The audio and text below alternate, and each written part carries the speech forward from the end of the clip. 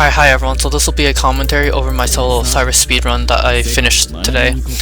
I was routing this for the past few weeks and I finally finished the run, and it's been a while since I last ran this category, so hopefully it'll be interesting for you to hear about the decisions and everything that I made when routing this and in this run as well.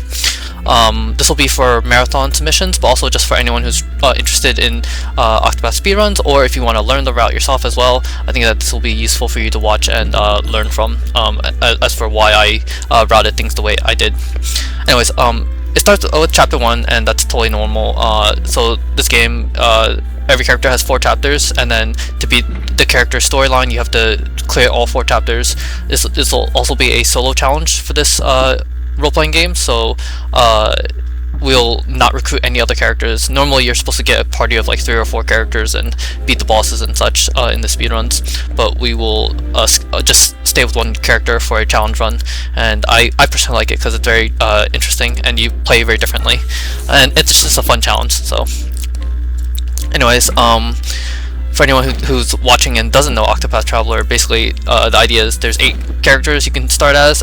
With any of the 8, you can recruit other characters, and then you enter turn-based battles where you fight monsters and such. We'll get to the monsters in a little bit, but in the beginning, chapter 1, there's 4 chapters as I mentioned, but in chapter 1 it's all tutorials. So we learned Cyrus's scrutinize ability, which lets him get information from NPCs, and that's very useful for obtaining items and such that we'll see in a bit. He's also a scholar and trying to solve mysteries and such. So over here there's like a mini quiz, but we speedrunners know the answer to the quiz. So we'll finish the quiz, and then after that unlocks the dungeon for us to go to. But before we go there, we do want to scrutinize this card that spawns a light soulstone. Soulstones are items that do fixed damage. They're kind of like grenades in Final Fantasy games and such, so that's very useful. We'll scrutinize this NPC in the tavern. He spawns a Nourish Nut S small. That increases our maximum SP, HP, but we'll get that a little later because it's far away right now. We'll also get a quartz rod here. That's just for the first boss, and we spend basically all of our money to buy it to do more damage to the first boss. And then we'll pick up that item we screwed earlier. You'll see this happen later on too, where basically I'll scrutinize an NPC to get their information, which spawns an item, and then I won't actually go pick up the item right away. I'll wait until I'm closer to the area, and that's just a little way us speedrunners optimize the game a little bit more. So this is the first dungeon, and this is our introduction to the combat mechanisms, breaking and boosting. So basically all enemies have a number of shields. Over there in the bottom left, it had 1 shield, and then when we attacked that 1 shield, it became broken, which is this animation you see in front of you. And then after they're broken, you get free guaranteed fleas, because fleas can normally just fail. And you also do double the damage, so that's very good for us, and basically we'll be breaking all of the bosses. Also, the enemy loses their turn as well, which is nice, because then they can't attack us. So, but these enemies are really weak, and we don't really need their experience, and we don't need their job points, which will help us learn job abilities, but we don't need them just because they're so weak, so we don't bother. We just run away because it's faster. Alright, so this is first boss, Russell. He like stole some book or something. We want to get it back. So we use Fireball, and our goal is to defeat the 2 little ice wisps that he has accompanying him, the ice elementals. So we're going to use a fire spell and then a thunder soulstone, that fixed damage item I mentioned earlier. Normally it does 200 damage. If you attack a weakness with it, it does 1.3x more, so that's 260. And then if the enemy is broken, I mentioned it does 2x, so 200 becomes 400, and then that defeats those things. And here we're going to break the boss because we know he's weak to staff. Then we'll use another soulstone here. That just is a lot of damage. Here we'll just chip him with some ice, and then we'll break him with staff some more, and then use one last boosted spell. Boosting is the other mechanism of the game. Basically you can spend your top right boost points, up to 3 boost points, to increase the power of your attacks. So here, this just maximizes our damage. One thing that's really nice about this battle, I got about as optimal turn order as possible. Like on turn 2, I outsped all the wisps, and I broke them before they took their turn. And same thing, I outsped Russell before he did his turns and such. So that was about as good as a Chapter 1 boss battle as you could get, and that was very nice. Normally you do have to heal, but I didn't have to heal just because of the good turn order. So that's nice. But anyways, after we've defeated Russell, that is essentially Chapter 1 finished. We'll do some story things and such. And a nice thing about speedrunning in this game is that there's a cutscene skip, so I am a huge fan of it, just because it adds so much replayability. But now we can leave his Chapter 1 town, and it becomes kind of an open world where we can explore and things. But before we leave, I mentioned earlier we got a Norse nut from that NPC, and it spawned in the corner. Now that we're closer, we can go pick it up. Also, when you're leaving the town right there, the loading trigger is actually below the gate, so you don't have to run like upward. That's just a small thing that us speedrunners do to optimize the gate, like our runs a little bit more. We know where if you know where the loading trigger is, you can touch it like very exactly with like optimal movement, and that will help save steps and things. But now we're in the overworld, and our goal is to get some job points by defeating a rare enemy called a Cait. So if anyone knows Dragon Quest, metal slimes in that game have extra experience and are just very rare and hard to defeat. And that's this game's version of it, the little cat right there.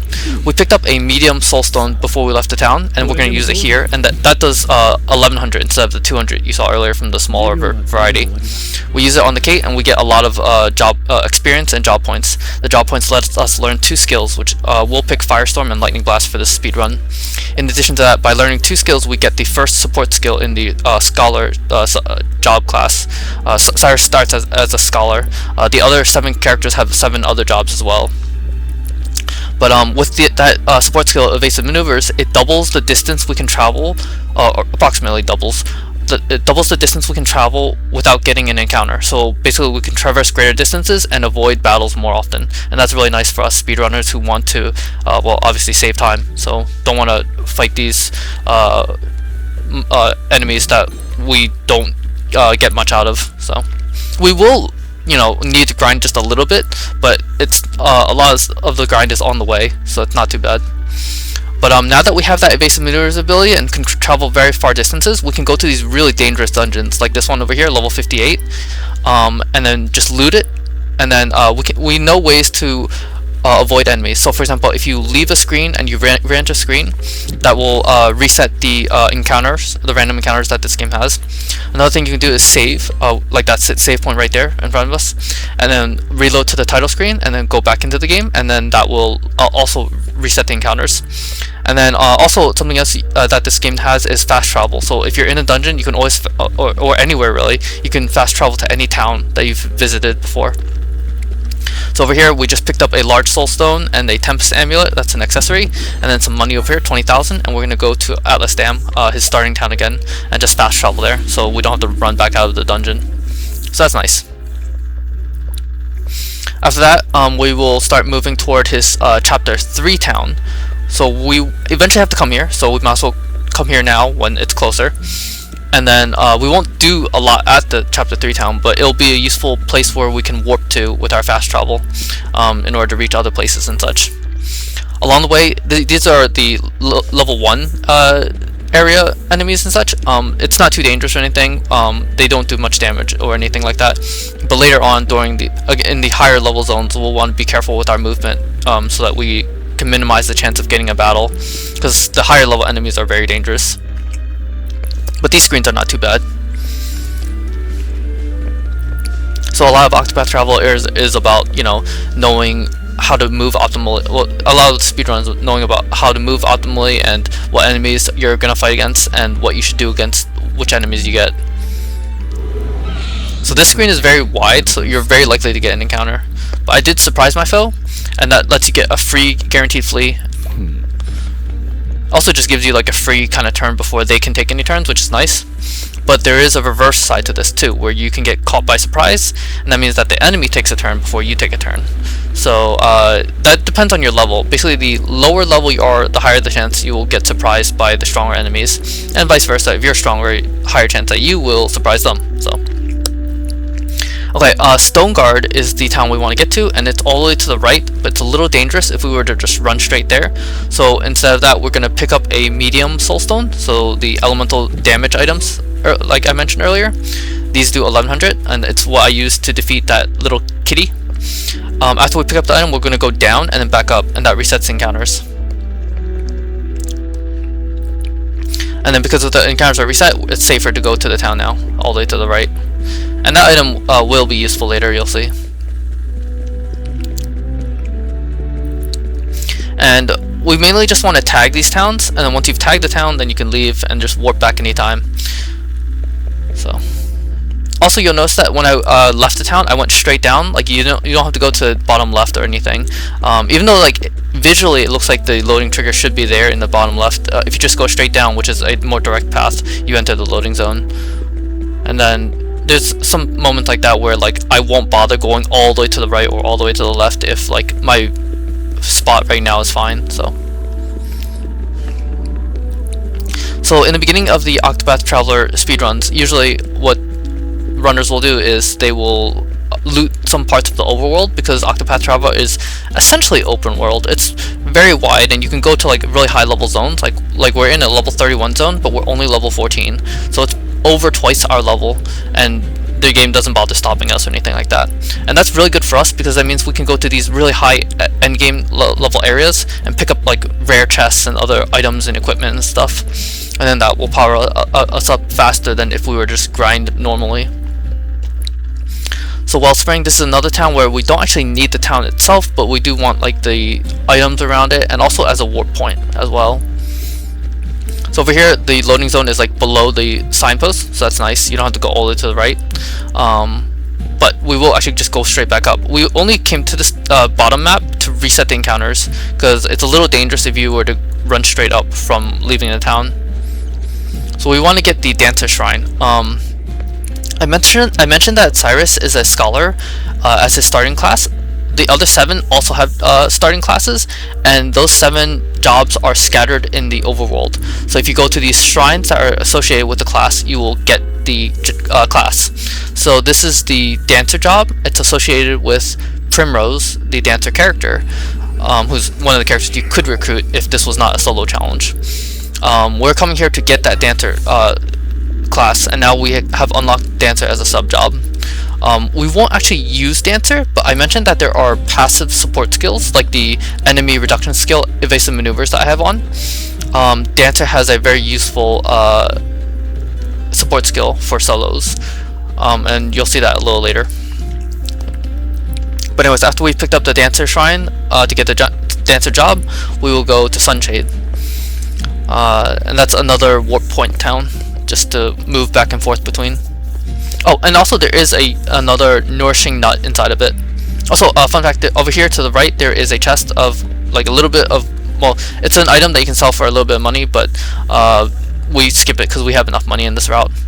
Anyways, we'll go here to the tavern, because there is an NPC here that you can scrutinize who will spawn a Nourish Nut S, and that will increase our maximum HP, just like in our starting town. Also, there's a % chance of failure for Cyrus's scrutinize action. Most of the scrutinizes we do are like 60-70% or something, so very low odds, or mostly fine odds to get it. And then if you fail 5 times in a row, you'll have to restore reputation at the tavern. Alternatively, you can also reload your save and just redo it as well. That's how a lot of players like will save scum some more powerful items and things. After we got that Nourish Nut, we warped to Wellspring to get a fire large soulstone in the south of the town, and then warp back to Sunshade because it's faster than running back out of the tavern. And also it's something that we wanted anyway, like that fire soulstone will be helpful later on. Anyways, we got the Dancer job. Another job we want is the Apothecary job, which gives HP as one of its support skills, and we're gonna go pick that up right now. technically speaking, this is not like mandatory. Like, there's ways around it. For example, there is an item you can get that will that will increase your maximum HP by like 500 or 600 and such, and Cyrus could get it. It's just a little slower than, well, it's probably like close in time to this one, but because you can put this on along with other accessories, this is better and adds like more consistency. But just like the dancer job itself, we won't actually be using the job for its skills and things. Like in the chapter 1 town, you saw me using like fireball and ice wind and such during the boss dungeon. We won't be using any dancer or apothecary skills, we just want their support skills. But anyways, after we've finished getting the apothecary job, we come back to Wellspring here and we move down because there is another dungeon we want to go to pick up items and things. Also, the way I routed this is to make the map movement a little smoother. Apothecary Shrine is like directly west of Wellspring, so you like immediately move over, and similarly Sunshade is directly north of Wellspring, so it's a little nicer for moving around the map if you can get used to the movement. It's not like that big a deal because it like might save like a half second or something, but it's why I ordered it the way I did for some parts. But some other things, I put things in certain areas. Like I'll go to this town first because I need to do this thing at a town before I can do that thing at another town, as an example. So over here we're gonna tag the town Marcelum, and as an example, in the back area of Marcelum there's a quest with a NPC who's in prison, and we want to do that quest for a rare item that he gives, but in order to do that quest, you have to go to another endgame town called Grandport, and we aren't at Grandport yet, so we don't bother doing the quest here now, and we'll just come back later. So we return to this dungeon that we previously entered just to reset the encounter rate. I'm going to do a safety save here. Not strictly necessary, and most of the time you're totally fine, but if you do get an encounter, it'll probably decimate you because you're like 30 levels lower than the game expects you to be here. Also, you're by yourself when the game expects you to have a full party. But over there, that was a revitalizing gem. That was the rare item I mentioned. We can only get 6 of these in the overworld. Okay, here's a buffer glitch. Basically, if you hold the top of the window screen and then you move your character upward, you will move past these boss triggers, and that's a glitch that no major glitches allows in Octopath speedruns. That allows us to get the Master Spear, and then in addition to that, there's a Pomegranate Large over here too. And then after we've gotten that, we go back to Sunshade and we start moving toward our Chapter 2 town. But anyways, that item I grabbed in the dungeon, the Revitalizing Gem, it fully heals HP, SP, and BP.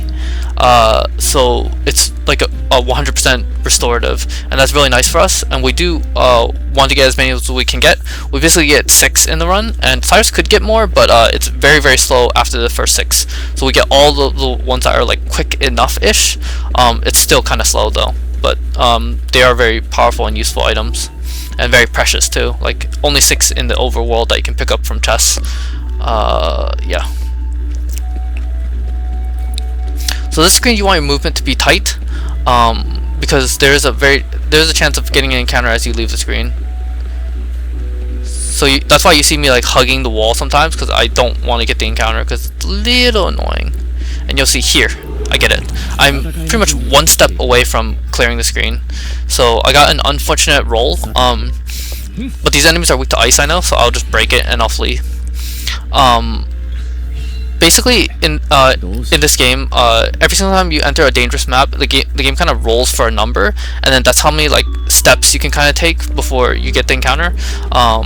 Essentially, it's kind of like that. And then we got like a bad roll. Well, it's like a semi-bad roll. Like it was very close. So I also am not 100% sure my movement was like perfect, but it would have needed to be like absolutely perfect for that screen. But it's fine.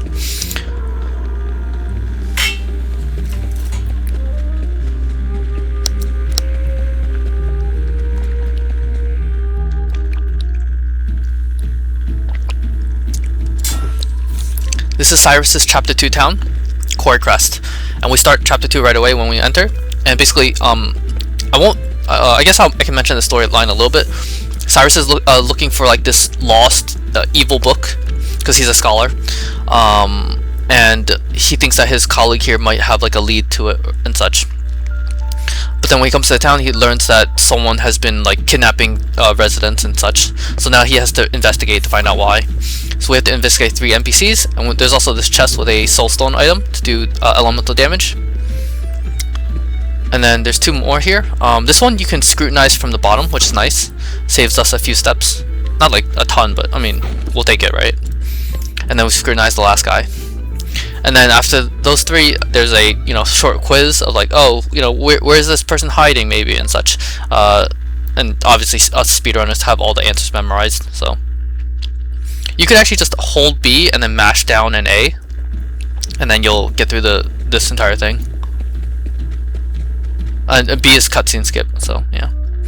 Anyways, we leave the town here, and then we want to go to like the next town nearby, but if you go there immediately, there's a slightly higher chance of an encounter, so we'll enter this dungeon first to pick up a large soulstone that's like right near the entrance, and then after that we'll go to the next map, and then that will give us a lower chance of the random encounter, which is we would prefer not to fight.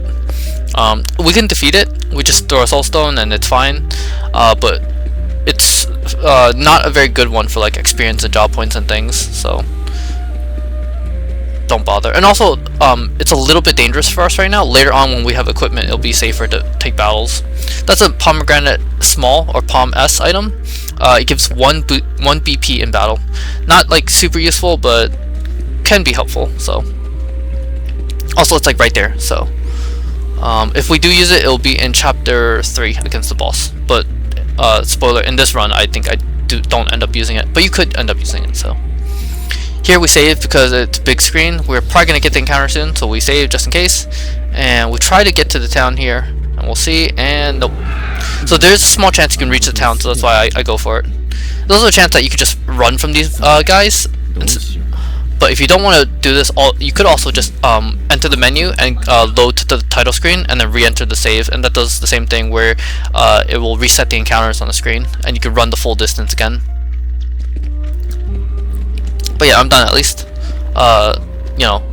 reaching this town, and then we leave right away because there's a dungeon nearby again that we want to get to, same as before. We want to loot it, so and then it'll be dangerous to move around, so we don't want to so we want to be able to warp to the town. That's why we tag the town first instead of going to the dungeon. So here you could just reload to the title, or you could try to run into the dungeon there and see. So I'm very close and 1 step away. Again, I get the random battle, which unfortunate, but it happens. And I do get to flee though, which is very, very rare. Also there you can see that I was literally a step away. We're level 14, that was like level 45 enemy, but I guess, sometimes you get lucky, which is nice. Here we enter the dungeon, we pick up a crystal helm. That is the highest physical defense helm in the entire game. And then a pomegranate large, that gives 4 boost points. Every turn you gain 1 boost point naturally, so that means that using that item we get the maximum 5. And that is very, very critical for the final boss. We want as many as possible. And then there's another one right there outside, so we go grab that one too. But yeah, we have one of the equipment pieces we need for the bosses.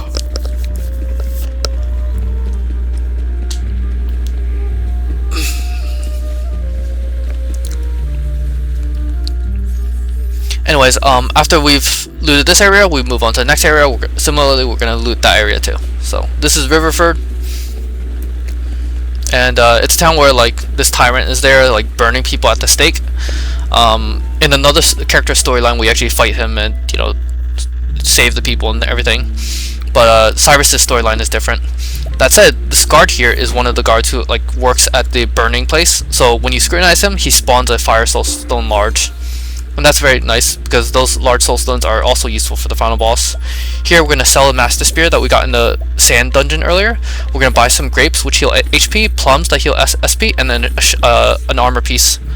That armor piece is going to be useful for most of the bosses until the final boss, and then you're not supposed to use it for the final boss, but you'll see that I make a very critical mistake, and I do have to use that armor piece for the final boss.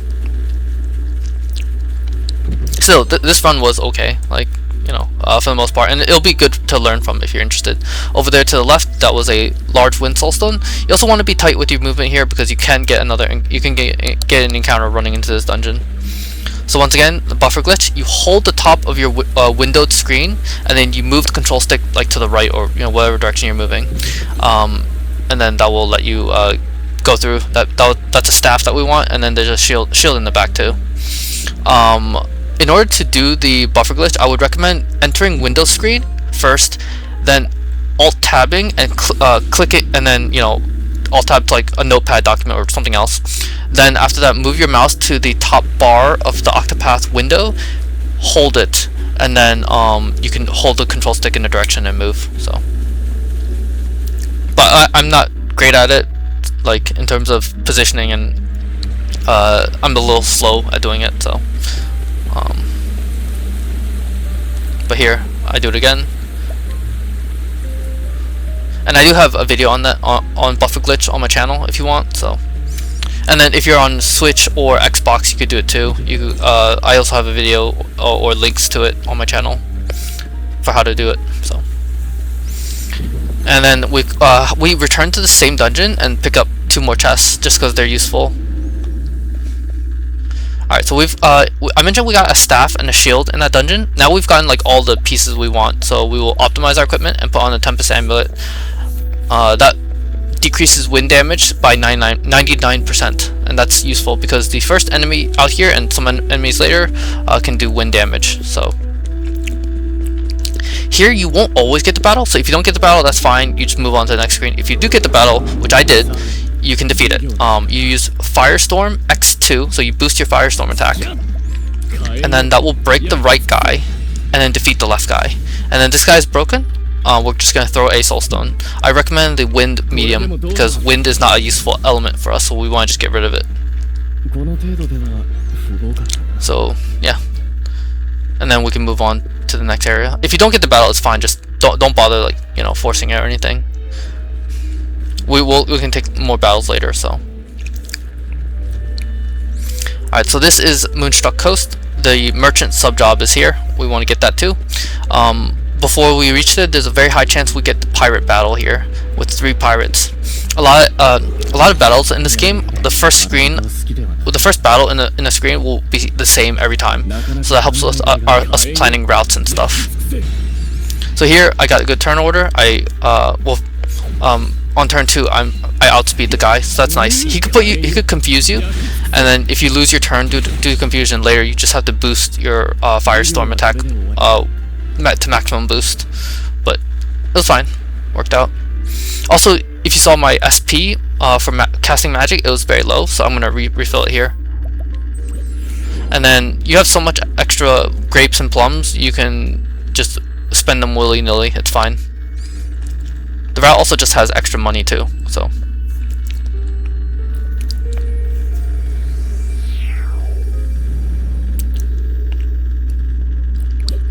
Alright, so we got Merchant, and that is super important because Merchant has an ability called Hired Help. We pay money, and then we summon people to fight for us. And that does not use our level or our stats, and that's very good for us. And then for paying money, it's not too bad because, as I mentioned, we're running to these like high-level dungeons and picking up big chests of money and stuff.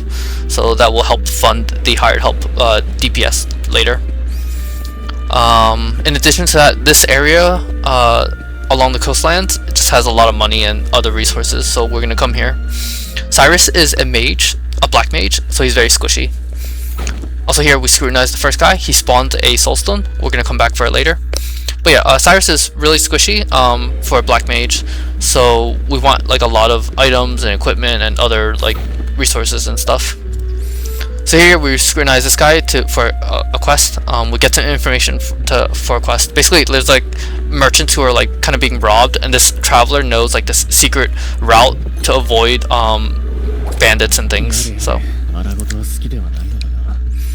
So here you can either use an M stone or lightning blast. I prefer lightning blast, although it depends on the enemy. Here it might have been better to just use an M stone.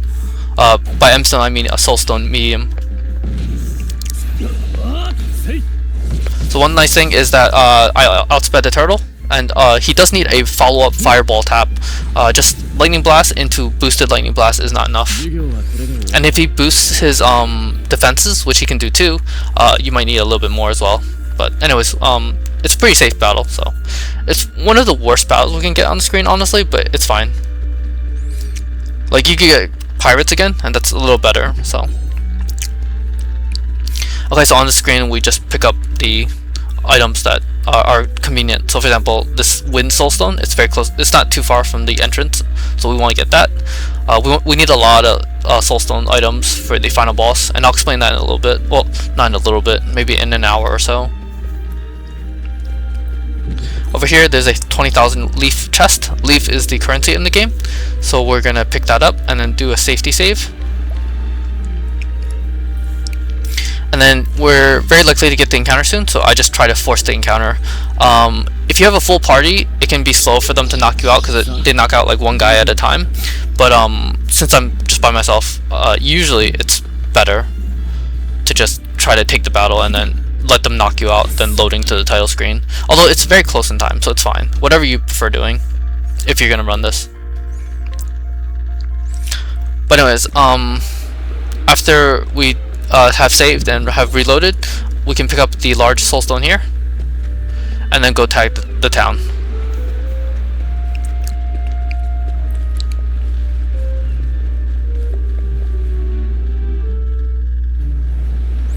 After we tag the town, there's a dungeon nearby. Once again, we go there, pick up some items, just like before.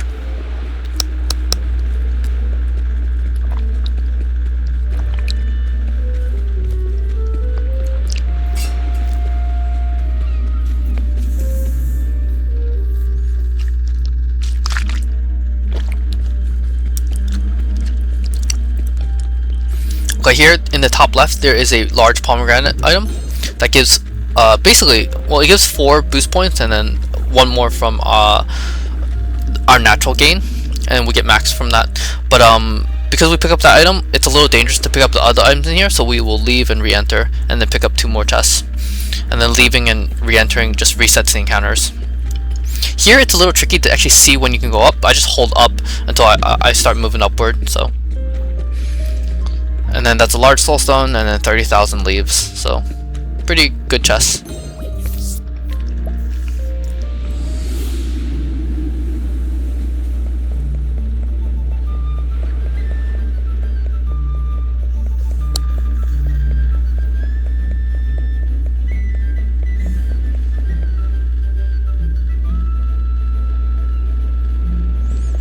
So here we come to the town, and there's a lot of money in the town too, but also this lady here, she has some information we want. We're going to scrutinize her. It's a 48% chance, so you know, you're not guaranteed, but you're likely to get it within like 2 or so tries. I got it on the 3rd try, which is below average, but it's fine. After we've gotten her information, we pick up a chest, which is a silver pouch, just sells for 8,000 leaves, and we move on. Her information is going to be used later when we go do the prisoner quest at the end of the game. I mentioned that there's a prisoner quest in the other town. Here we scrutinize this guy. He will spawn an articulate stone, and that is an accessory that blocks silence. Silence makes it so you can't cast spells, and that's like very dangerous for the chapter 3 boss. So we want to avoid it. That's why we get his articulate stone. One thing I will say though is that because you scrutinize 2 people in that town, like that lady and then that NPC, there is a chance that you fail the second person's scrutinize. And if you do, don't bother reloading your save. Like, you could do that if you want, but what I recommend is when you if you fail the articulate stone scrutinize, just come to this dungeon here. We're gonna pick up a pomegranate L item right here, but all the way at the top in the back is another articulate stone. It's just further away to walk to, and it's also just a smidge more dangerous because you can get the random battle in the dungeon.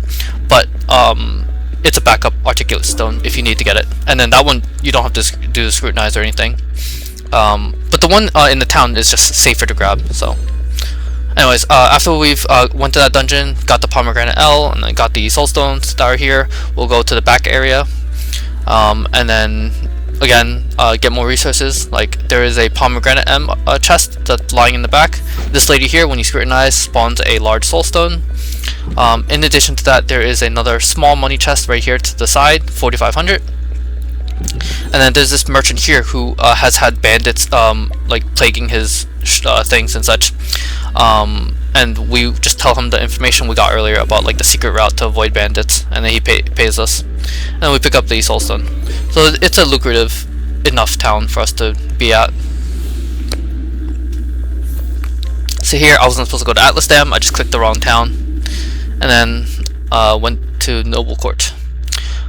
So I mentioned earlier how like useful those pomegranate items are and stuff. All the way to the left here is another dungeon that has a pomegranate item and also a revitalizing jam item, so those will fully heal us basically of our BP.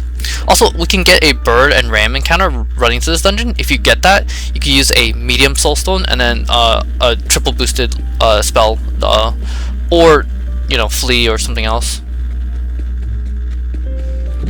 You can also even just throw a large soulstone and then just pick up a backup later. My notes that are in the description will mention backup soulstones and other things, and I'll also point them out along the way. So, but anyways, after we've finished that dungeon, we're basically ready to do our mini grind, and that will be in the Tomb of Kings. Tomb of Kings is probably the best like experience to job points to enemy ratio, like in terms of yield, like for experience and job points in the entire game. So a lot of the solo speedruns will route here, or will grind here. But we'll optimize our equipment. So we put on the articulate stone, merchant for sidestep and hard help, like teaches us endless items, and we put on endless items. We're also going to use those nuts that we got earlier. The merchant quest gave us a speed nut, and then we used our 2 HP nuts and also a grape to fully heal. Merchant, I mentioned, has an ability that lets us do damage by summoning people and paying them. We're going to use that in this dungeon to summon people to fight with. In addition to that, we take off evasive maneuvers because we want to grind some battles along the way. And then also, okay, this dungeon is very nice for grinding for us. So these guys are wind and they're weak to lightning blast. That's very nice. The other set of enemies in here are weak to shadow, which we don't necessarily have, but they are also weak to sword. And the merchant sub job has an ability called, well, in hired help there's like 5 different things you can pick, and the mercenaries do sword damage. There's also bandits, which also break those little sentinel guys too. So it's very nice. Alright, here we pick up a fire soulstone and then heal our SP as well because we might get another battle. So we also have soulstones that we can use as well freely. So here's an example. These light sentinels are way more dangerous because we have a Tempest Amulet to block the wind damage from the other guys. We do not have a light amulet to block the light damage from these guys, and they're very strong. So we use hired help mercenaries boosted to break them, and then just throw a Nem stone to defeat them. And they have like 2,000 HP, so they also just have more HP than the wind guys. So overall more dangerous, but because we have extra soul stones we picked up, we're fine. Back here is a chest for 9,400, and that's useful. Over here, these are the shadow, the light guys that I mentioned earlier. We're gonna use hired help bandits for this encounter. They do a little bit of extra damage, so 300-ish, and then our lightning blast will defeat them. If you don't use the bandits, then I think you don't defeat them, or like you're not guaranteed to defeat them or something. And then those guys, if they're in critical HP, they start spamming light spells, so it's very, very dangerous. So over here, you need to put on evasive maneuvers like part way through to not get too many battles, but I put it on just a little too early. I should have waited until I was closer to this chest over here. That's because I didn't take it off initially when I ran into the dungeon, but oh well. Okay, so these are Thief 2s. There's 2 sets of Thieves. The 4 shield ones over here, they're weak to light, so the medium light soulstone defeats them, and it's very fast. then you also just use 2 lightning blasts, but that's slower of course. So that's a curious antique that also sells for money. Up at the top there's a gravekeeper there, and in the old route we scrutinized him and he gave us some information that let us get a 600 HP accessory. I routed that out because that quest is very slow. It's the only quest in the game I think that has like a minute long unskippable cutscene. Like, I don't know why you can't skip the cutscene, but you can. So I routed that out, and also like it's more stable the way I routed it differently. So you'll see that later, like the changes I had made to the boss, to the relevant bosses.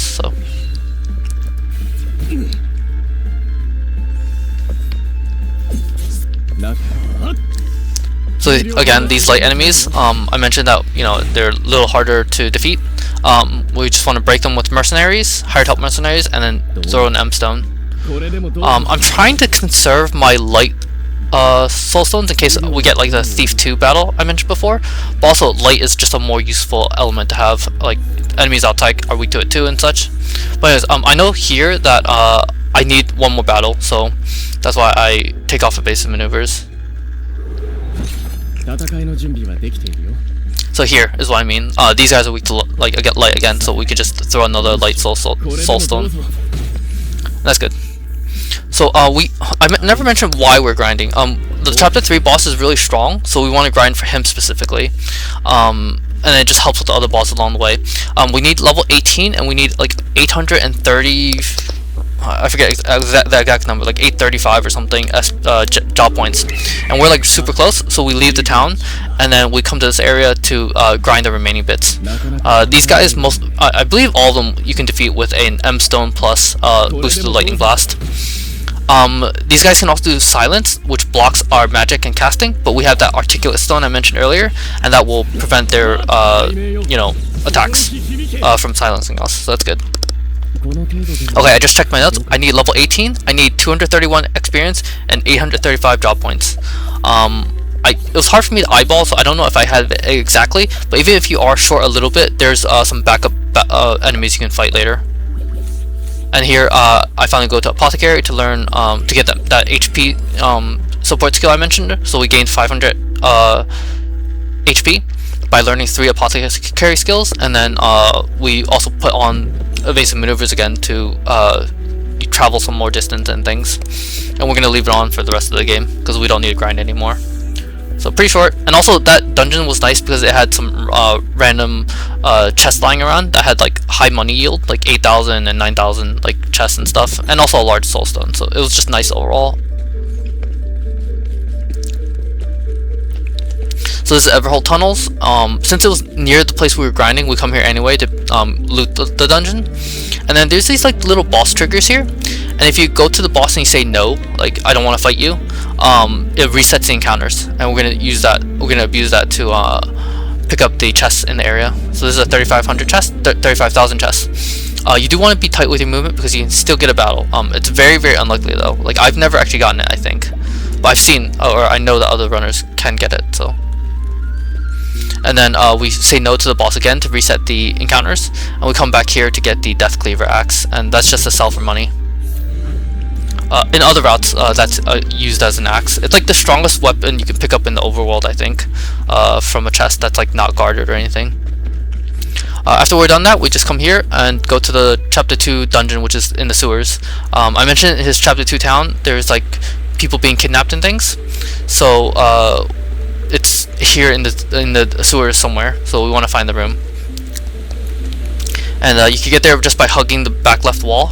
And then over here there's a pomegranate L item in the room. We want to pick that up too. And then just be very tight with your movement because you don't want extra battles. You want one battle only. And then over here, this is very, very far out of the way. So these enemies can be a little bit dangerous, especially the back like elemental things. They can do a lot of damage. Also here I got endless items to proc. The first support skill of Merchant is endless items. It gives a 25% chance that you duplicate your item. And I got that 25% with that little glint from using the item, so that's nice. I try to keep mental track of this. Also, that's a sprightly ring that'll give us some speed for later. But yeah, I try to keep mental track of that, so I'm up 1 soulstone basically, so that's nice. You don't need to save here. This was my first speed run of this route aside from like just practices, so I was being extra cautious. But yeah, we come here to try to save these people who were kidnapped, and then we have to fight the boss of the dungeon, so Gideon. We use hired help mercenaries again, and this will do sword, but more importantly it just breaks his shield a little bit. And then he's going to summon these bones, and then we're going to pay hired help veterans, which is the most expensive option. It's 30,000, and then it defeats these two small guys on the side, just because they have a lot of HP and they're annoying to deal with. In addition to that, it will unlock, because Gideon's shields were locked, so we couldn't break him until the guys were defeated anyway. So it's faster to just defeat them. After this, we use the mercenaries. That gives us defense up because he's about to cast defense down, and that cancels. So now we're at like neutral, defense, and that's fine for us. We use mercenaries again. In addition to that, we also had a Palm M that we used as well. And that's important because here, on the very next turn, he's going to use a magic attack that usually does like 630 or 640, and it's a range to defeat us. But by using that Pomegranate M item, we gain one more boost point, and then because of that, we can defeat him one turn sooner, and then we avoid that attack I mentioned earlier. And then after we've broken him, we just use hired help veterans again to defeat him, so not too bad. This boss is pretty easy. It's the chapter 3 and 4 bosses that are much harder and more annoying. Before we leave the town, we need more money for that chapter 3 boss I mentioned, so we're gonna sell right here because that's the closest town or shop. And we just want to sell all of our gold items at the very top, and also the dagger and the axe. The dagger we just got as a drop from the boss, but we don't need it. And then the axe I got from the dungeon I mentioned earlier, like that really strong axe. So, but yeah, now that we're done, we just leave the town. We could just warp away, but we actually don't want to warp away. We want to reach our chapter 4 town now. Because when I routed this, I tried to make it so that whatever town we're in, if it's closer to something, or we could do something that's like more optimal in terms of positioning, we would do it. So here is an example of where it's more optimal to do it for positioning. Okay, so Boulder Fall, bottom left, you can see danger level 11. This is a chapter 1 area town, but because we defeated the chapter 2 boss, the enemies leveled up around the town, and they're a little bit stronger, but they're still pretty weak. With a single like boosted spell, we can defeat them. We don't need to defeat them though, but if you were short on experience or job points, you could take a battle here, and also a battle on this next Swarky screen as well. Since they're like level 11-ish, it's very safe for us, and we have plenty of plums and other things. That's only if you need to take an extra battle to get the experience or job points you need. You need 630 right now, and I do have over 630 job points, and you want level 20 as well, and I also have level 20 as well, so I'm fine. But if you're running this for yourself, just something to keep in mind that those previous 2 screens, you could defeat some enemies there if you want for safety. Okay, this is a chapter 4 area town. It's very dangerous, so you want your movement to be very tight.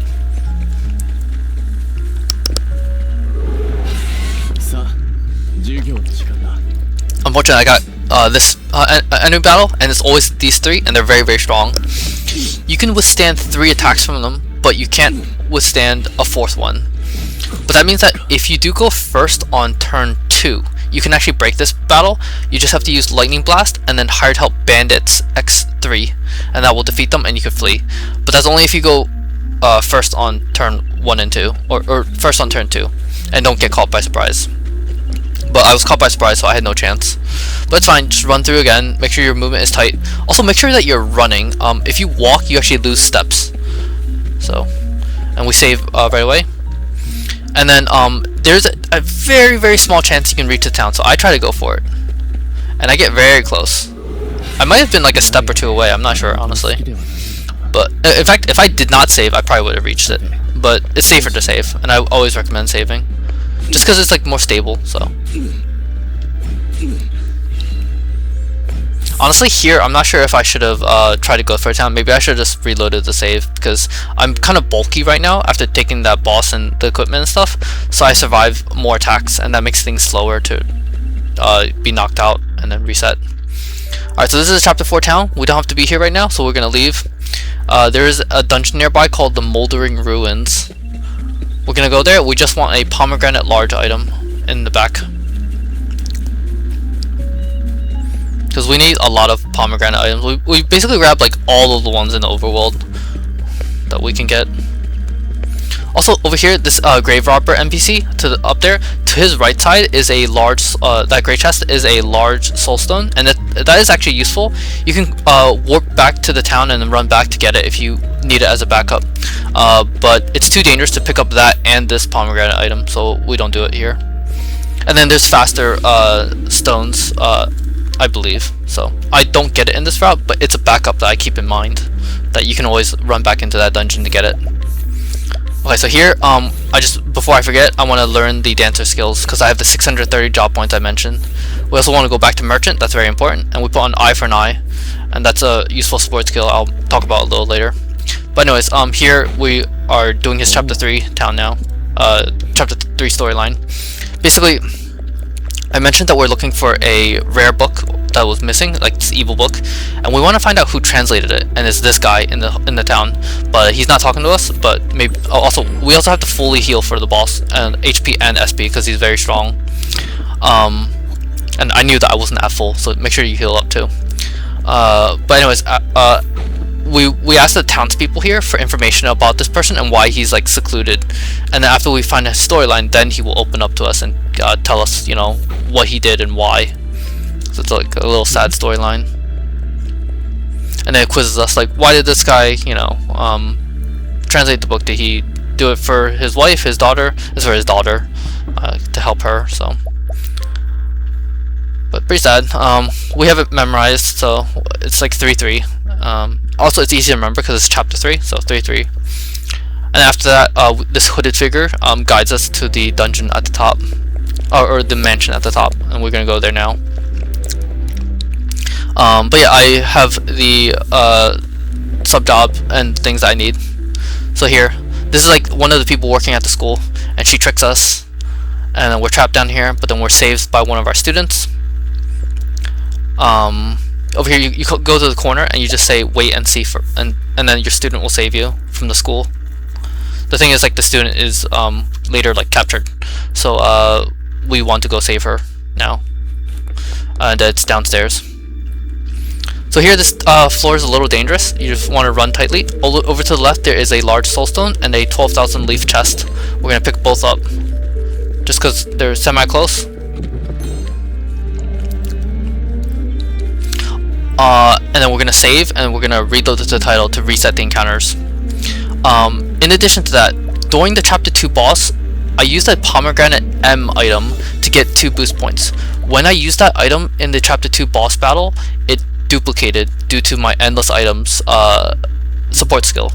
Since it duplicated, I have one more than I normally do. Normally in this dungeon, in the bottom right is a pomegranate M item, but I skip it in this battle because over here to the right, that chest just there, that's a pomegranate M, and I would normally get it for the upcoming boss, but because I duplicated it, I don't need it, and I don't bother picking it up. And then we just save before this boss as well, just because he's a little dangerous. It might take a few attempts.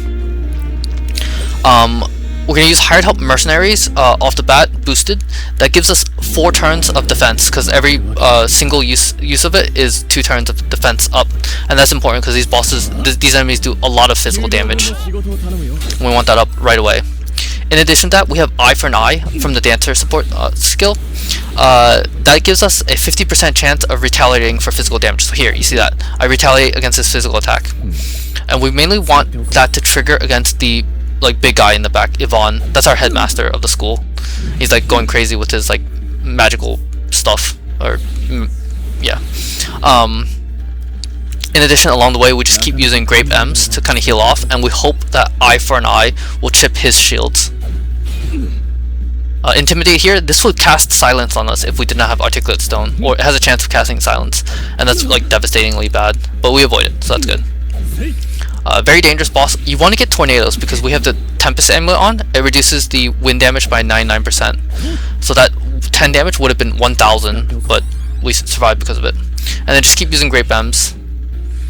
So here he uses this to boost his defense, which isn't great for us, but it does mean he doesn't attack us, and we have good turn order on the next turn. So our goal is to defeat the ads. You can either use 2 large soulstones, which is what I'm going to do, because the light soulstone will also break the bad guy, and he has boosted defense and boosted offense. Also there I got endless items, and I'm keeping that in mind as well. You can use 2 large soulstones and a hired help veterans, and that will defeat these 2 side guys. Or you can use a hired help veterans X1, so just a singular veterans, in addition to hired help veterans X4. Here I just used the 2L stone combination, and that's important because it means I have 30,000 leaves that I can burn later. I have 1 more veterans basically that I can use. So after the 2 ads are defeated, the battle is kind of free. He only does 1 attack per turn. And since he only does 1 attack per turn, we can use sidestep, the merchant skill, and it always dodges a physical attack, so he won't defeat us. Here I finally used that veterans from earlier that I didn't get the chance to. That's because he had boosted defenses earlier, so I want as much damage as possible. And he was broken, so I was taking the opportunity to. I mean, if I could boost and do it, it would be more damage, but I just didn't have the boost points. So here I use collect to check his HP. Collect starts at 5%, so that 73% means that he's actually at 68% damage. So here I set up more sidesteps just in case. As I mentioned, he only does 1 attack per turn, so this keeps him pretty safe. Firestorm will chip his shields down because he's weak to fire, and Firestorm does 2 damage, so that's good. So this battle can take like 2 to 3 large soulstones, and then usually always takes 5 sets of veterans. I just have 1 more set of veterans, and then if I want to just use a soulstone here to help chip them down further, that will also be good. And that, again, I duplicated it, which is very nice for me. Here I checked his collect, and 80% means that he's at that a hired help veterans will defeat him. If you want to do this battle, you can read my notes on the battle, but basically each set of these 4 veterans, when the guy's broken, it does 25% of his health. So 80% plus 25%, that's 105%. Collect, the reading stops changing at 100%, but once you reach 105% collect, the guy is defeated. So I knew that would defeat him. Also here, just be careful, if you run too quickly, you can bypass the cutscene load trigger. So that's why I had to run back up. But yeah, that battle was good. Could have been a little better, but it was at least reasonably fast, so it wasn't bad. And if you get a first try, then it's fine. Just take it. And then if you spend extra large soulstones, it's fine. There's backups in my notes, and I'll also point out some backups and things later.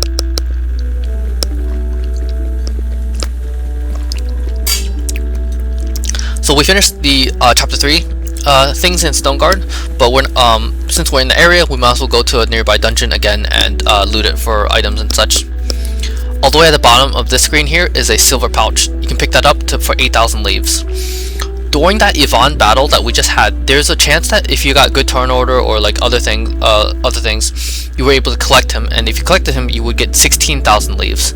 If you did collect him and get that 16,000, don't bother picking up that pouch in the corner, because that screen is actually a little dangerous to run through, and if you don't pick up the pouch, it's a little safer. So here you want to save and quit on the right side of the save point, just for the extra like step or 2, and that is actually relevant. Here I'm just doing a count of my soul stones. I have like 13 or something, and because the final boss needs you can do it with less, but 13 is guaranteed, is basically guaranteed. It's like 99.5% chance to win. So I know that I don't need any more large soul stones, but I was just double checking. And the reason why I don't need more is because I was getting endless items to proc over and over, and that's really lucky for me. So here in the back, 50,000 leaves. That's like the biggest overworld chest that we can get as Cyrus, so that's why we want it. And then Revitalizing Gem, also a very good chest. We come here to Marcelum, and I mentioned that there is a prisoner quest in the back. We're going to do that. That's going to give us another Revitalizing Gem. That's important. There's also 3 chests of items as well, and those are good for money and also just equipment. So So here I start moving up, and I forget, and I realize that I'm actually supposed to go do the prisoner quest, and I go back down, which is actually a mistake. I should just pick up the 3 chests because I'm like nearby, but I was like, I didn't want to forget. But yeah, you gotta come here first and talk to the guy, complete his quest. Sometimes it's faster to mash through the dialogue, and other times it's faster to hold B to skip the cutscene.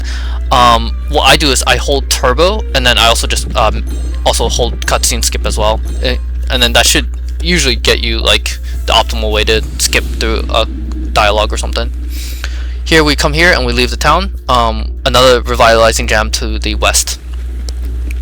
So the dungeon we were at a little bit earlier was called the Shrine of the Runeblade. It was one of the 4 secret jobs of the game. This is another secret job area, the Shrine of the Warbringer. And in that shrine as well, there is a revitalizing gem. 3 of the 4 secret job shrines have revitalizing gems because they're such rare items, and then the 4th one just has a refreshing gem, which is okay. It gives full HP and SP, but it's not as good as the revitalizing gem, which also gives BP, which is the one that we want mainly. This is chapter 4 town, and we're basically done. And then we start it, but we don't immediately do it. We want to go to the Shrine of the Archmagus, which is another secret job shrine. And again, this is for a revitalizing gem, but also for some money and a pomegranate as well. But anyways, for the final boss, we need... Okay, so for the entire battle, you use 20 either pomegranate or revitalizing. It's basically interchangeable for us. So 20 of those BP items, and you need 13 large soul stones. The thing is, we have that merchant ability called Endless Items, and that gives a 25% chance of duplicating your item. Because of that, we don't necessarily need 20 of those BP items, and we don't actually need 13 of those large soul stones. If you went in with just 1, for example, and you get, I don't know, just incredible luck somehow, you could just keep duplicating that 25% chance over and over. So like a TAS run with tool assisted speed run with like a computer could like rig the RNG to do that for you. Also over here we want to save and quit on the right side again, just for the extra step or 2.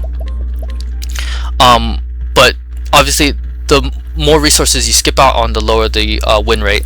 Since this run I routed for marathons and things, I wanted to be as safe as possible, so I didn't want to rely on endless items, and I only rely on it. It's supposed to only rely on it once to get 1 trigger, like that 25% trigger across like 20 items, so you're like astronomically likely. So it's like 99% chance to win. And if you do fail, it is a 20-minute fight though, so it's not great. But anyways, we pick up those chests when we come back to the town. Over here to the left is a curious antique. You could skip this too if you got the collect on Yvonne that I mentioned earlier. And then when that's done, you come here to sell items and things. And here is my biggest mistake in the entire run. You put on an enchanted circlet, and over there, I'm supposed to put on the high house armor, but I put on a robe, and that is really, really bad. I'm supposed to have that high house armor there, and you can see I sell it here, and that is so bad. Here I paused because I don't know why my money is so high, and that should have tipped me off that something was weird, but I thought it was fine, so I just moved on. But yeah, it's like really bad. Also, because of the final boss's battle, it's faster to have an empty inventory, so I just sell everything. So all my grapes, all my plums, all my small pomegranates, my refreshing gem, another revitalizing, also the olives, and if you have any small or medium soul stones, you can sell those too. And after that, you can do a count if you want, just to make sure. The closer you are to 18 pomegranate or rev gem total, the safer. And then the closer you are to 12 or 13 L stones is also safer. In this dungeon, there's 2 large L stones to reach the 13 needed, and there is also a pomegranate large as well to reach the 19 or 20 needed or so. But I usually aim for, when you're in the town, I aim for 18 pomegranate or revitalizing gem, and I aim for 12 large soul stones. So in the bottom left, before I got that 20,000 leaf chest, in the bottom right of that is a large soul stone shadow, and I would normally pick that up, but since I had so many extra from duplications, I didn't need to. And that over there is a pomegranate large, and then over here there's an ice large soul stone as well. that chest right there. So you can pick that up as well if you need another large soulstone. But we didn't need it, so it's fine. You also want to save for the boss. And then Lucia, I'll explain the mechanics in a bit. But you're about to see that I made a really critical mistake. I sold that armor piece, and I'm gonna notice when I enter battle, because she usually does 1,650 damage or so. Here she does 1,800, and I knew immediately that something was wrong. Because from all my tests and stuff, it always worked. So here, 1,895, and that is really, really bad. And now I realize I'm missing armor, and that's so bad. Thing is, you know, this is an hour into my run. I'm not gonna reset, so I need. So here I realize I don't have the armor piece. I sold it by accident, so I'm gonna go buy a replacement. And here I don't know where to get a replacement, so I go to Riverford and I just buy the same thing I was used to getting. But this is actually a really, really bad decision. Or maybe it's not bad. I'm not actually sure because I never actually tested this. But basically, this armor piece gives a lot of defense, but it does not. Also, I'm short on money now. So I'm leaving the town to get some backup money. I guess I'll explain it in a second why this might be a mistake. I'm not actually sure if it is or not, but I don't play the. I'll explain. Outside of this town is a silver pouch that gives 8,000 leaves, and you need 210,000 for the final boss. I have 195,000, so I need to get about 15,000. In the center of this town is a guy who, if you scrutinize him, is a 98% chance when you're at level 21. By the way, scrutinize goes up level 11, level 21, level 31, etc. So 98% chance to get the Curious Antique. So over there, that's 9,500. So that plus the silver pouch, I can sell for 210,000. So if you need backup money, it's there. And there, I'm done. I have 210,000, and I can go back into the dungeon. The problem is, the first time I ran through this, there were some cutscenes that were loaded. When those cutscenes were loaded from the storyline, it reset the encounter rate. But I already triggered those, so it's not going to reset the encounter rate, and I have to travel very far in this dungeon. So instead of going immediately to the top right, which is where I have to go, I go to the bottom left, which I think is closer. I haven't actually measured. That's just my feeling.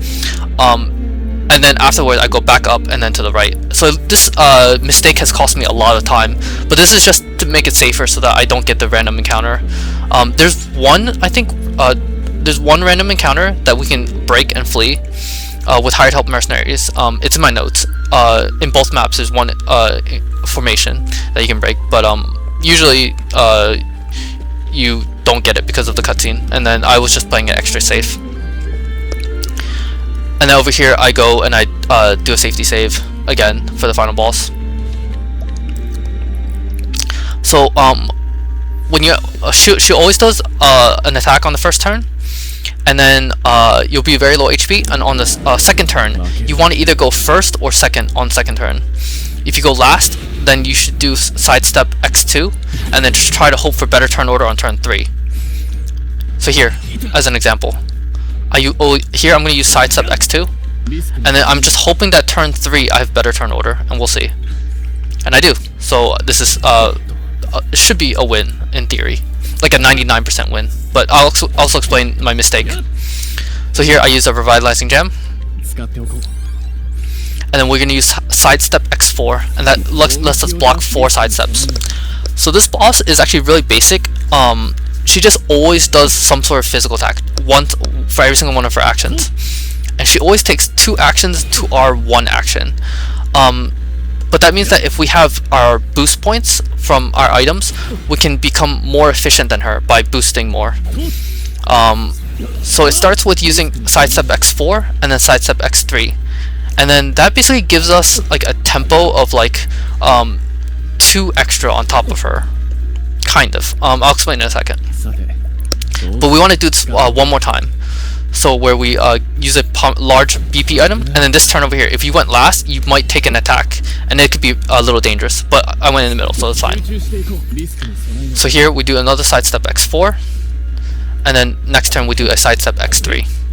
And now we have gained, because we use the BP item and then the sidesteps, we have gained 4 base boost points compared to like when we started the battle.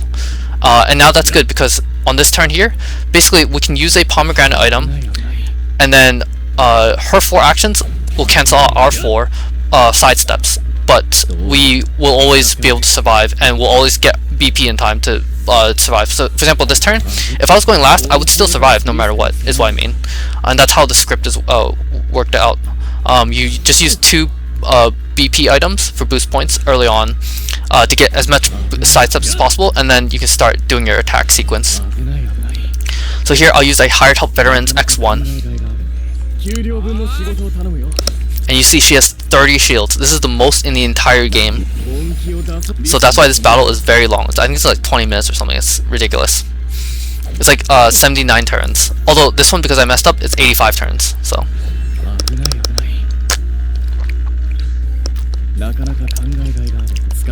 Palm L. So this is the cycle that we're going to be using. We use Palm L, and that will give us basically full 5 BP for next turn. Then we use Sidestep X4 to like replenish our stack. And then on this next turn, we have 2 boost points. We don't want to just sidestep right away because it's not as efficient. When you boost, you usually want to boost maximum if possible, and maximum is with 3 boost points. So here we're going to use an attack, either veterans or Elstone. Here in the beginning we use veterans. So I use hired help veterans X1. You don't boost this because you can't afford to boost it. If you boost it anymore, you don't have enough sidesteps to survive. So here, sidestep again, and that is basically a cycle or a sequence. Each of these cycles is basically an item to get 5 boost points, then sidestep X4, then an attack, which is either Elstone or veterans, and then sidestep X4 again, and then that just repeats over and over. So we'll use that cycle. So in the beginning we will use veterans, and you want to do 4 sets of those because they do 3,800. After that, it's very expensive to get money, like very time consuming to get 30,000 leaves each time. So we can't afford any more than that. We start using L-stones, which is 2,700. So it's 1,100 less damage, but they're faster to pick up. So here. Also, you see the eye for eye is still proccing, but it's not breaking her. I'll explain that in a second too. Basically, after we've gotten 4 veterans off of her, she'll be at 26 shields, and then we can move on to the next phase of our attack sequence. Also, you see in the top right, I'm at 57 SP. Every single sidestep is 10 SP and that it costs. So once you get below like 40, I recommend replacing the pomegranate L with a revitalizing jam, and that will in the same way fully heal our SP, but also give us full BP as well. So I believe my next item that I use will be a revitalizing jam.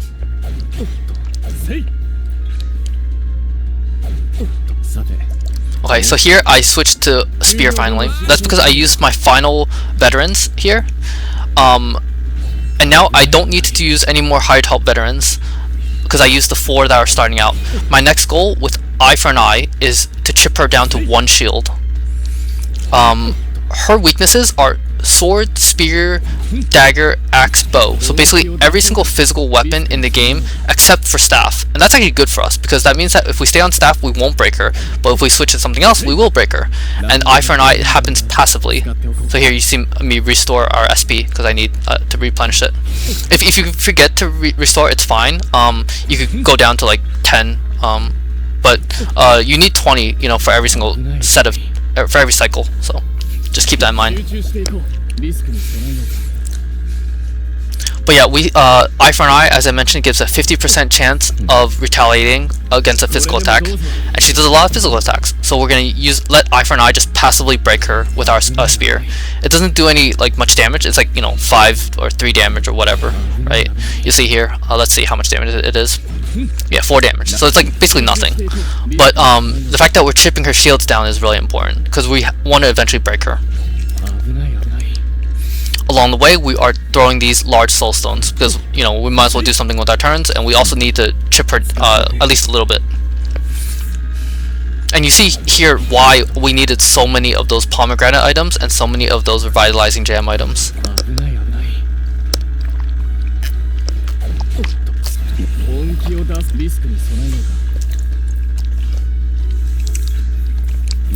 And then you have like just ample turns for the shields to go down.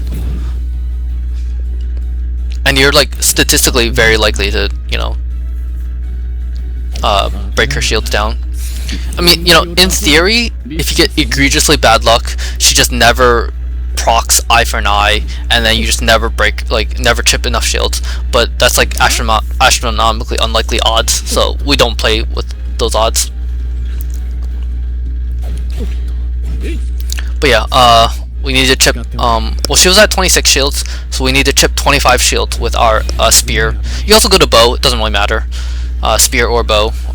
His 3 weapon types right now that he has access to, his scholar job gives him staff, and his merchant job gives him spear and bow. So I swapped the spear, but if you want to swap the bow, that's fine too.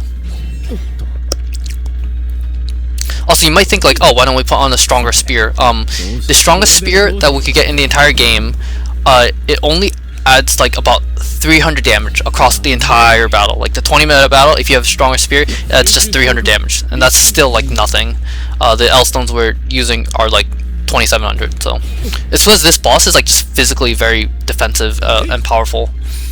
And also because she has so many shields, the battle takes a long time, you need a lot of prep and everything. Even in single story speedruns of the game, she typically needs a lot of prep. And also just very specific patterns and things. But probably the most unique boss in the game, in my opinion, and also a fun boss to route against. Although, I will say that this battle itself is not that fun to play. Just because you do the same thing for like 60 turns. And that's not an exaggeration, it really is like close to 60 turns. It's a 79 turn battle. But yeah, I'm still tossing soul stones. If you ever wonder if you have thrown enough soul stones, you could click collect and hover over her to check her percentage. Once she is at 65% collect, then you're ready to do your final burst. From 65% collect, if she's at 1 shield, you'll use Revitalize Jam or whatever to have full boost points. And then you use Higher Top Veterans, and you use 2 sets of that. So Higher Top Veterans X4, and then the first one will break and do 3 sets of damage. Then she'll be broken, and use Higher Top Veterans X3. She's going to return from break with Hellfire, which is her normal attack that she always does. You should survive that attack. It's a fire elemental damage attack. After she comes back from break and does the Hellfire attack to you, you defend, and then you use Higher Top Veterans X2 again, X2. And then that will do about 2700 and 2800 damage, so about 5500, and she only has about 5000 HP at that point, so you defeat her. Now, my mistake was I bought a platinum armor, which is great for defense, for physical defense, but it has 0 elemental defense, and that is really bad because I never tested that armor, because normally I use the high house armor that reduces fire damage by 25%. So it's very good against her Hellfire attack.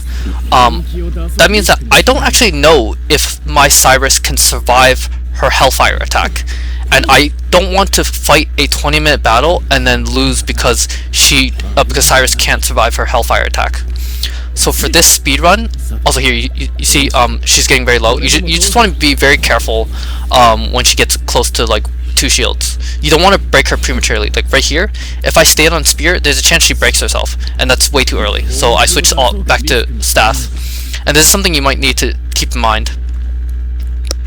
Also in the top right corner, you see my SP has gone low again. So here, because it's below 40, I just use a Revitalizing Jam.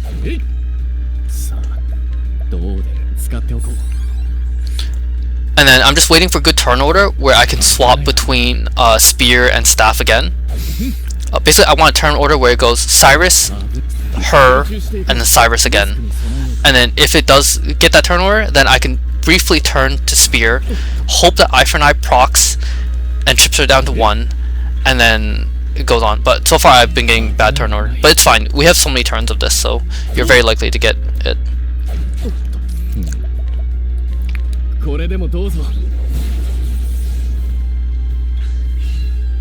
Yeah.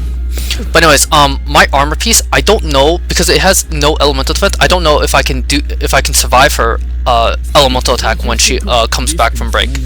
So because of that, during this battle, when I was thinking about like what I could do to try to do it, because like it's a very tight battle, and then I decided that what I'm gonna do is I'm gonna rely on endless items, and that 25% chance to duplicate an item, if I duplicate like 2 more pomegranate items and then 2 more L stones, I can do 2 more cycles worth of attack.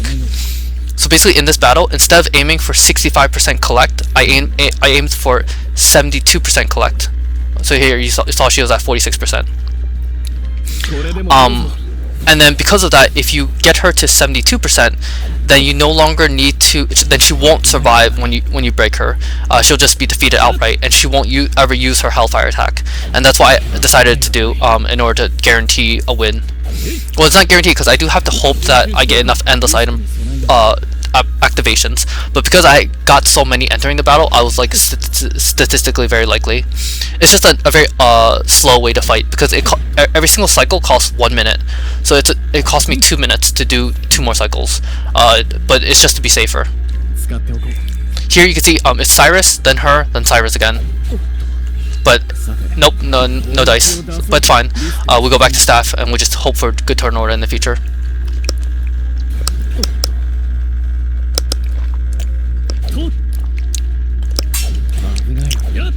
So you see here, the turn order has just been very bad, and she's been at 2 shields for very long. But we still are throwing soul stones. We're still doing our cycle: item, sidesteps, item, sidesteps, item, sidesteps. But sooner or later, she should give you a turn order where you can safely chip her back down to 1.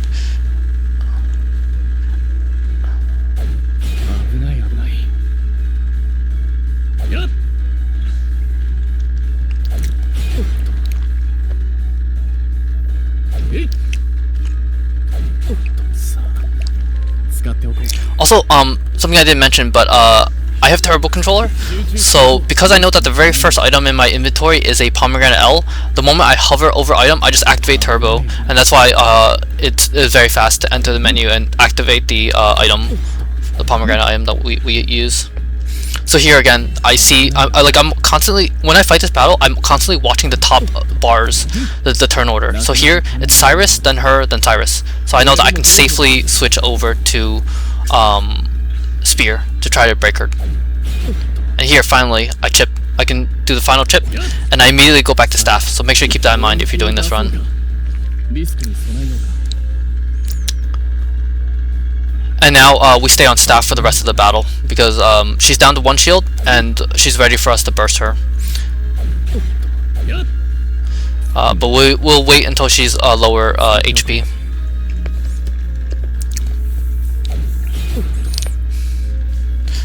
We still need to throw a lot more large soul stones to bring her to the point we want. But again, when I'm fighting this battle, and if you are doing this speedrun, I recommend watching the top bar. So watch her turn order, watch your turn order, and then you'll know when it's safe to switch over or not. Then I'm also watching the boost points in the top right, because that determines what I do for the turn. If I have maximum, then I boost X4. If I have 3 boost points, again I X4. Otherwise, I use an item. If you have no boost points, I use a pomegranate or jam item, and if you have like 2, then I just use an attack item. And then just make sure not to misclick. Like if you misclick on defend even 1 time, you lose the battle. Like you just can't win anymore. And that's something that's very stressful about this. Even though it's scripted, the moment you mess up 1 input, like you just lose the entire thing. And I did have practices where I messed up and then I was like, oh, I just can't win anymore. So keep that in mind. So this battle is actually a little stressful, honestly. Maybe, I don't know if it's the most stressful, but it's like, I would say like top 3 most stressful solo boss battles in my opinion. Even though it's scripted, just because it's so long and like mentally taxing.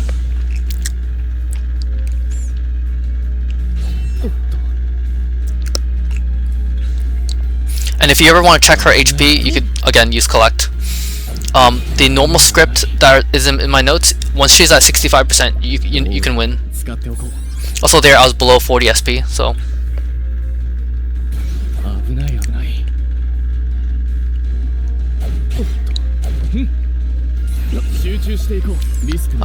When you're below 40 SP, I usually just use a revitalizing gem. You can wait longer too if you want, but it's fine either way. Usually if you reach your Thunder Soulstones, it's a sign that you're getting very close. If you reach like Thunder or Fire. So here I know that I'm like super close. But I'm like all set up, like she's at 1 shield, which is exactly what you want.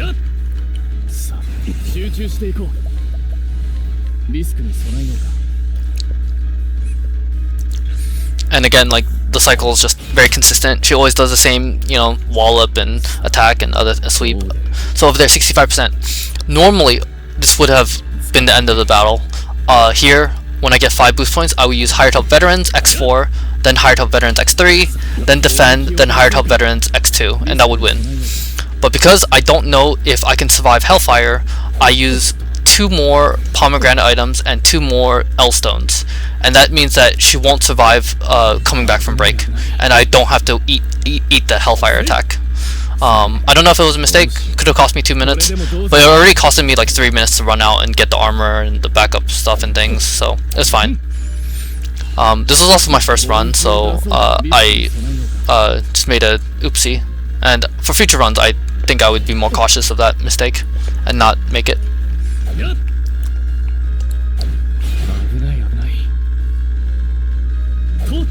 Unfortunate though, but it's fine.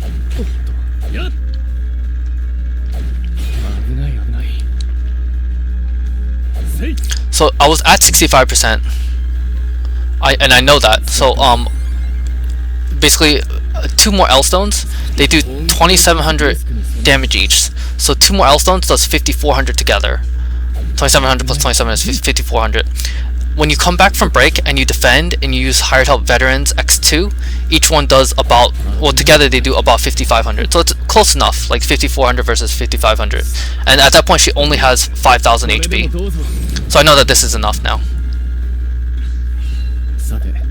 72%. So that means that here she has so much damage that if I just break her, it's enough to win.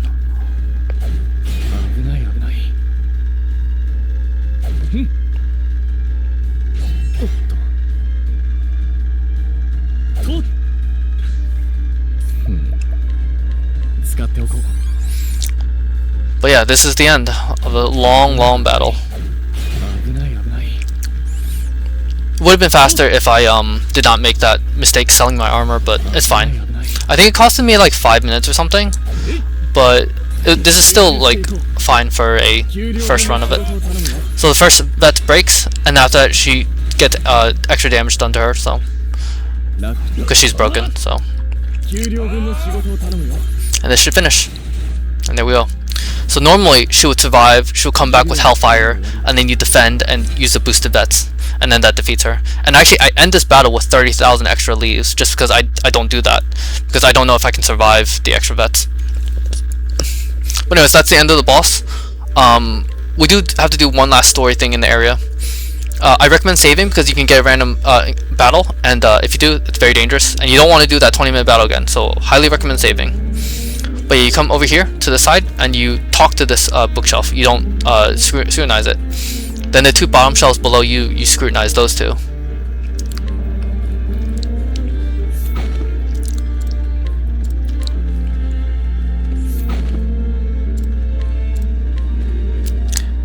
And I didn't really mention the storyline, but she worked for school and she was like manipulating, you know, other people and things, and then trying to get the secret power with like the books, you know, evil teachings and such.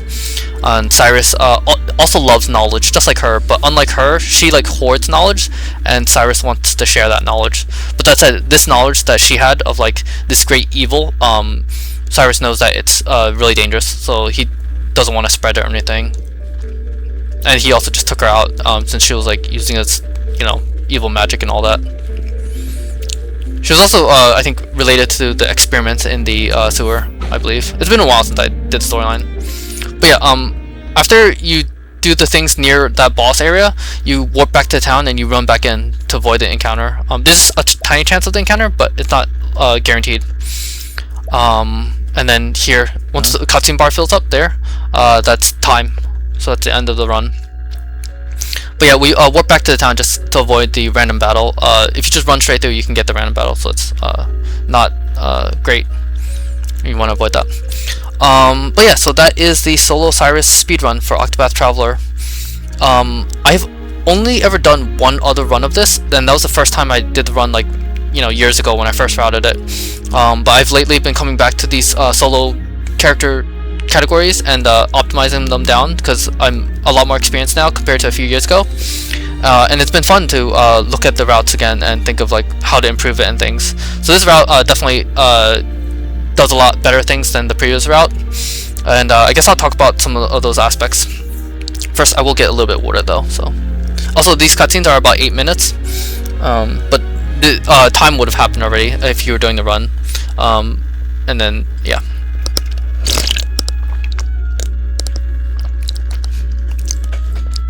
Okay, so for solo Cyrus, the big crux is Lucia, the final boss. You saw her 30 shields, and it's just a lot of shields to go through. So that's why we need eye for an eye, and we want to bring her down to 1. But even though we bring her down to 1, and we can, you know, break her with veterans and do a lot of damage, when she comes back from break, she starts using like these elemental attacks, and still does some physical attacks. And then, in addition to that, she also has status effects, like she could do silence and such. So, and I believe she can also do unconscious as well earlier. So it's just like very dangerous to fight her for prolonged periods. And her first phase is actually safer for us because we can use sidesteps. So that's why we want to burst her at that point when we break her, and then just not fight her second phase. The thing is that if you try to just burst her, we have nowhere near enough damage because she has like 84,000 HP. So in order to burst her, we need to chip her down, and in order to chip her down, we need to use a bunch of soul stones, and also even some veterans, just unboosted veterans, and that will bring her down a little further. There's different combinations of large soul stones and veterans you can do on her. The combination that I used 4 veterans in the cycle, vets X1, and then 13 L stones, in my notes at least. This one was different just because I messed up. But you could use like, you know, 17 veteran or something like that, or no wait, like 9 veterans and like 8 L stones and 7 veterans and I don't know, some other number. I do have it in my notes somewhere, or I could share it if you're curious of the numbers.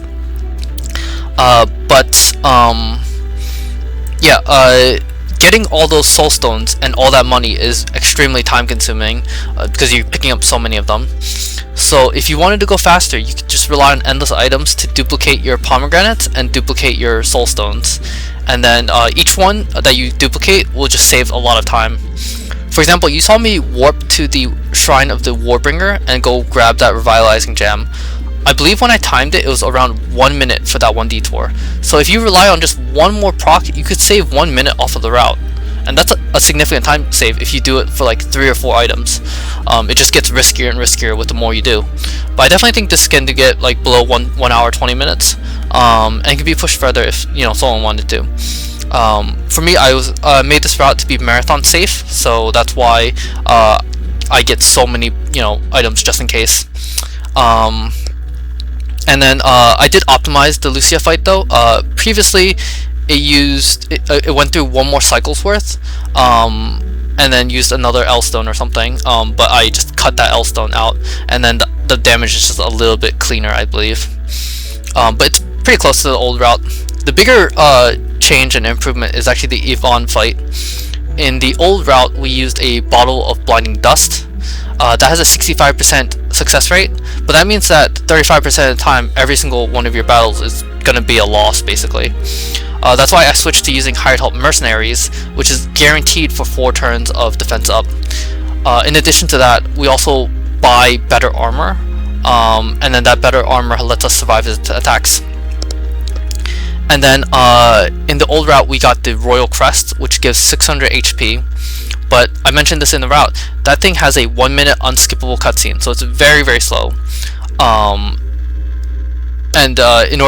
we could just skip that by getting the nourishing nuts that we got in Atlasdam and Sunshade. and the better defensive gear, and then that lets us survive to a similar extent, and we're fine.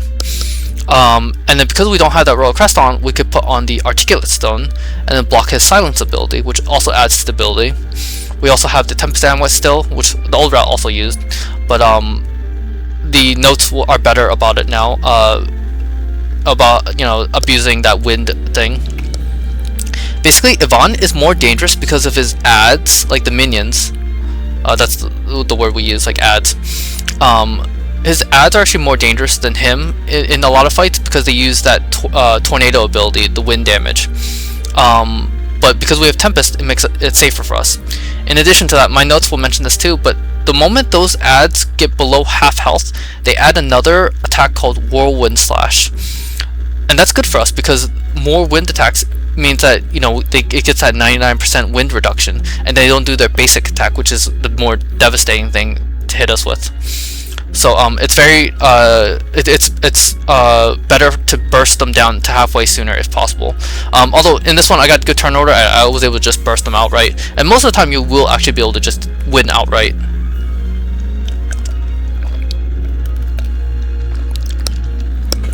In addition to that Yvonne fight, sometimes you might end up using a refreshing jam as well to heal your SP. Not mandatory, because as you saw, I believe I didn't need to use it in this speedrun. But sometimes it can happen, and it's just something to keep in mind if you need to use more firestorms or something. Alternatively, you could also just use more pomegranate items, and that's also fine. Yeah. Let's see what else. So that's Yvonne, and that was also Lucia. If you have, you know, questions or you want to try it, obviously my notes are going to be in the description, and then you also post any questions or comments or anything. Gideon, I try to optimize too, and there's ways to improve the fight.